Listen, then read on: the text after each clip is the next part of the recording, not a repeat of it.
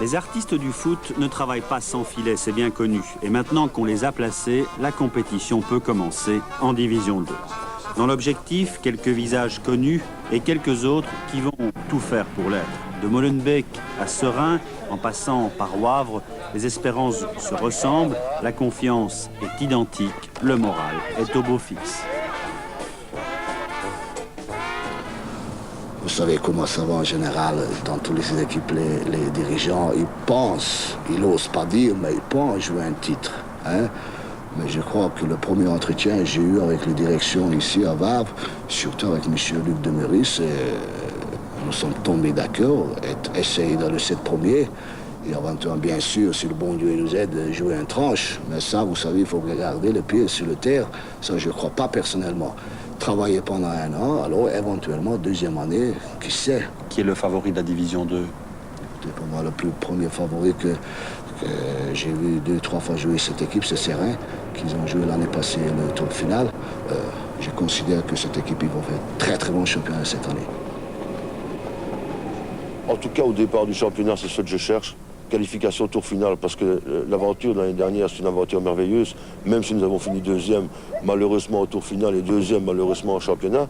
Mais je crois que nous avons fait un bon championnat, je crois que mes gars sont motivés, il n'y a pas besoin de pousser. Je crois que Serein doit essayer de monter en Division 1, ne doit pas rester en Division 2.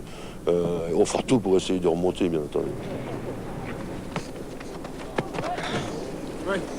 La Division 2, c'est la bouteille à encre. Il semblerait qu'à Alost, ayant déjà une bonne équipe l'année dernière, s'étant formidablement renforcé, ne fût-ce que par l'arrivée de Lozano et d'autres joueurs, ils se présentent tout de même comme un des favoris de la série. Maintenant, peut-être le Racing White qui descend de Division 1, qui ont malgré tout gardé le rythme de Division 1, qui ont pris 2-3 joueurs, ils en ont perdu également. Les autres équipes, moi, je ne saurais pas vous dire pour l'instant. C'est une compétition tout à fait différente que la compétition en première division. Chaque 10 matchs, tu as de nouveau la compétition qui recommence avec le tour final. Donc c'est très difficile de dire quelque chose avant la saison. Mais ce qui est certain, c'est que le but de cette année-ci pour l'RWDM, c'est quand même jouer la tête du classement. Votre vie a changé, le fait d'être maintenant en Division 2 ou par rapport à l'an dernier?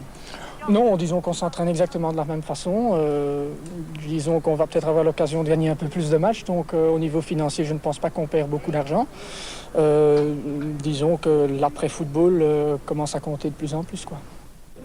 Au RWDM, c'est l'attaque qui a manqué le plus. Van Veldhoven, transféré d'Ekeren, doit combler le vide de Gaspard. Gardien hongrois et Thèse, gardien du Liers, sont la nouvelle base, enfin solide, dit-on, du nouvel échafaudage dans lequel Thierry Rouhir, venu du Standard, cherche encore ses marques comme Frank Dirix, encore en promotion l'an passé.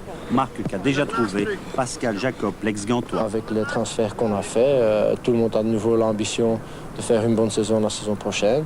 Et en comparaison avec la saison passée, je pense que l'ambition entre joueurs est 10 fois mieux que l'année passée.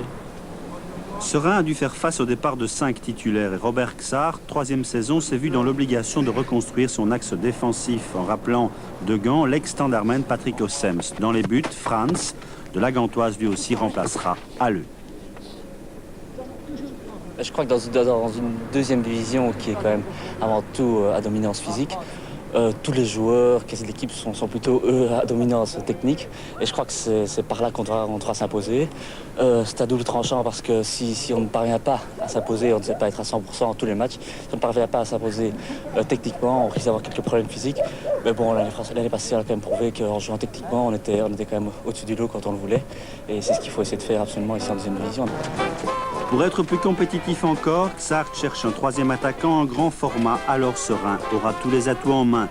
À Wavre, Tom Frivalski, ici en discussion avec son capitaine Michel Wintak, doit encore trouver un équilibre, une cohésion dans une équipe qui sur le papier a belle allure.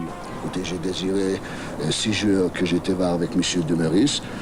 Nous avons discuté, tout ce que j'ai demandé, j'ai obtenu, c'est pour ça que je suis très content.